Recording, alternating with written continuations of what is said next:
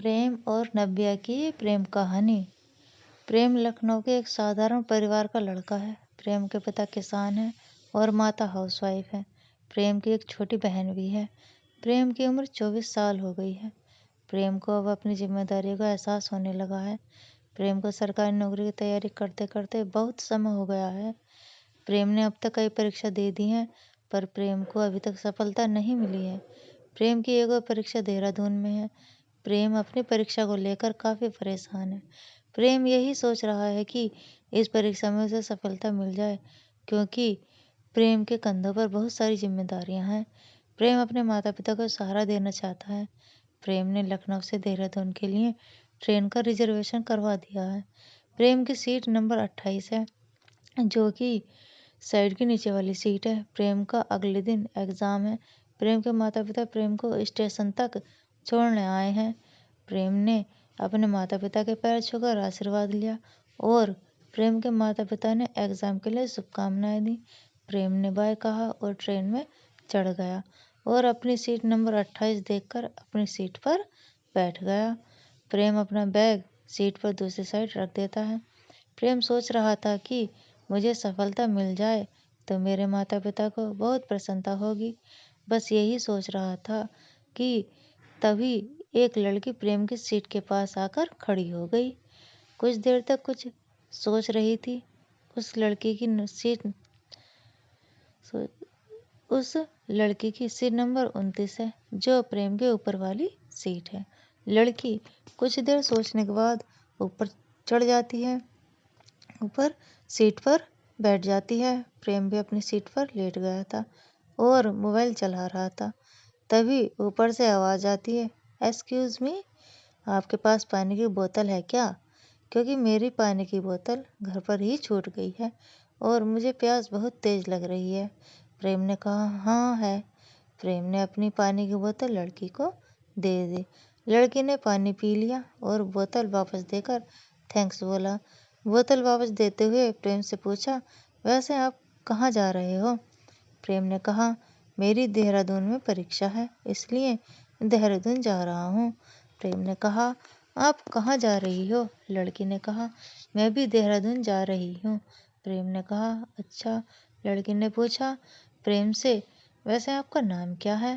प्रेम ने कहा, मेरा नाम प्रेम है।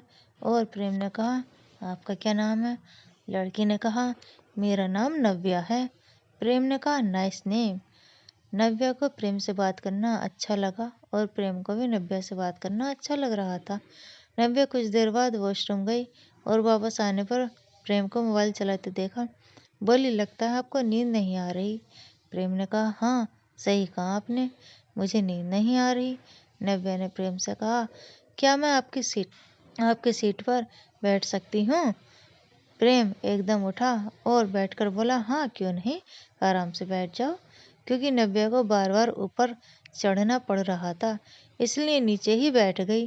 प्रेम और नव्या की बहुत सारी बातें हुई। बात करते करते रात के 11 बज गए, लेकिन प्रेम को अभी भी नींद नहीं आ रही थी और नव्या को भी नींद नहीं आ रही थी। नव्या ने बात करते करते कहा कि देहरादून में कोई काम पड़े या कोई परेशानी हो तो मुझे बताना।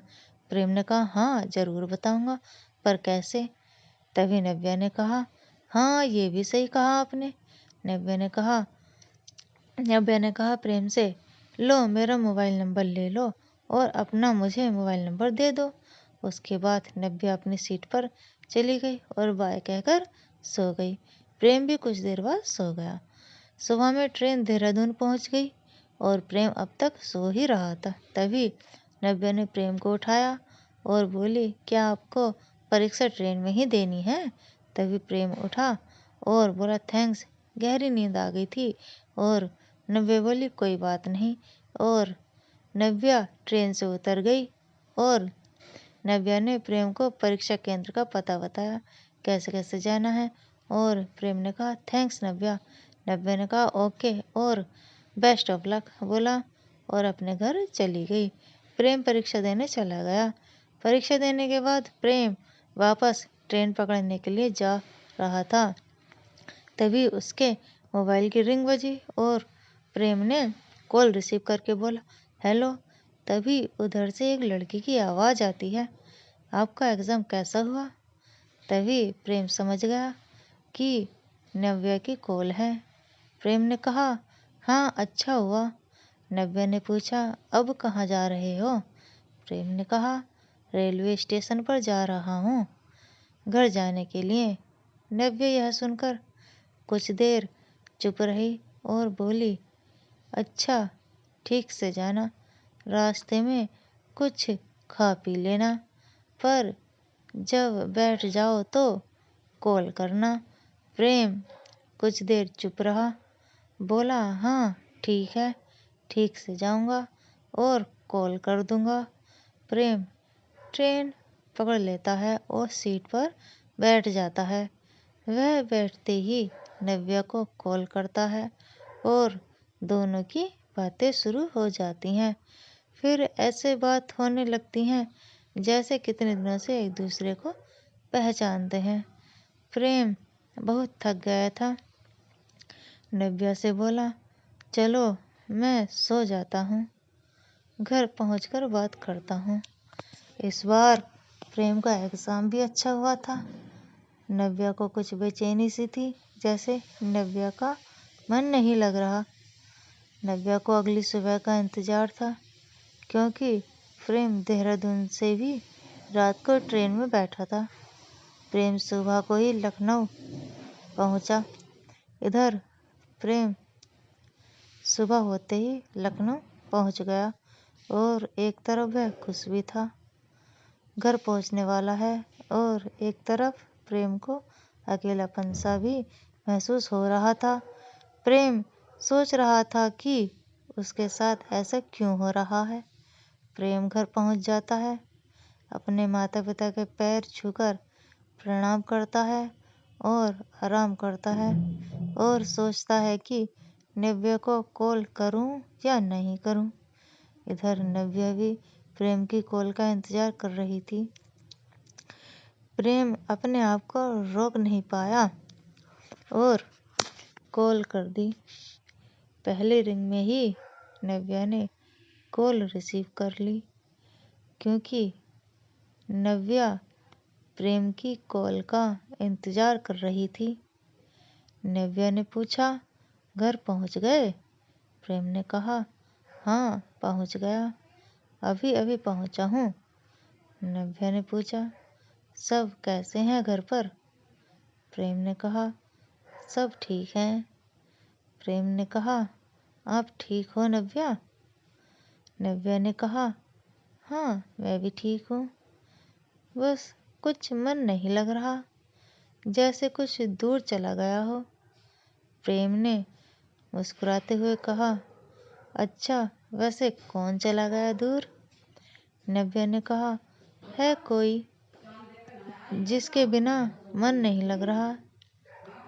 प्रेम ने कहा, अच्छा वैसे मन तो हमारा भी नहीं लग रहा। नव्या ने कहा, आपका मन क्यों नहीं लग रहा? आप तो अपने घर हो, अपनों के साथ, तब भी मन नहीं लग रहा। प्रेम ने कहा, मन नहीं लग रहा है बस।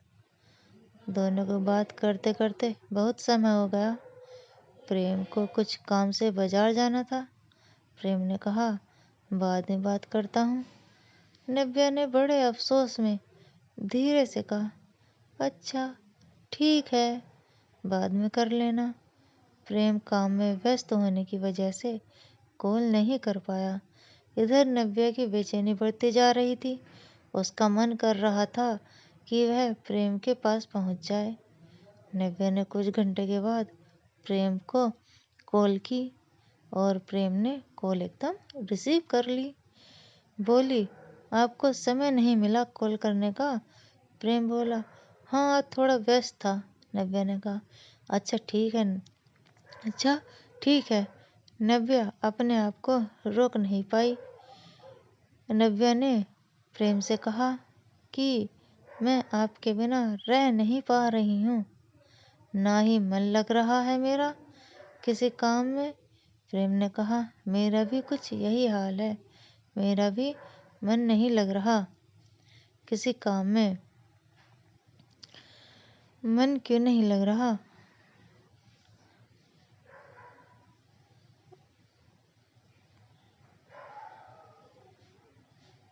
मन नहीं लग रहा। नव्या ने प्रेम से कहा कि मेरा मन नहीं लग रहा। ऐसा लगता है जैसे मैं आपसे प्यार करने लगी हूँ। प्रेम कुछ मुस्कुराया और बोला, अच्छा, मुझे लगता है मैं भी आपसे प्यार करने लगा हूँ। इसी के साथ प्रेम ने कहा, पर मैं अभी बेरोजगार हूँ।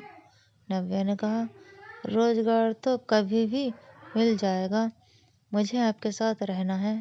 प्रेम ने कहा, मैं इस बारे में अपने माता पिता से बात कर लूँ। नव्या ने कहा, ठीक है। प्रेम ने अपने माता पिता से इस बारे में झिझकते हुए बताया। यह सब सुनकर उसके माता पिता और उसकी छोटी बहन सबने प्रेम की तरफ देखा और मुस्कुराए। प्रेम को उस समय बहुत घबराहट सी हुई और उसके बाद प्रेम के माता पिता ने कहा, प्रेम बेटा, हम बहुत खुश हैं।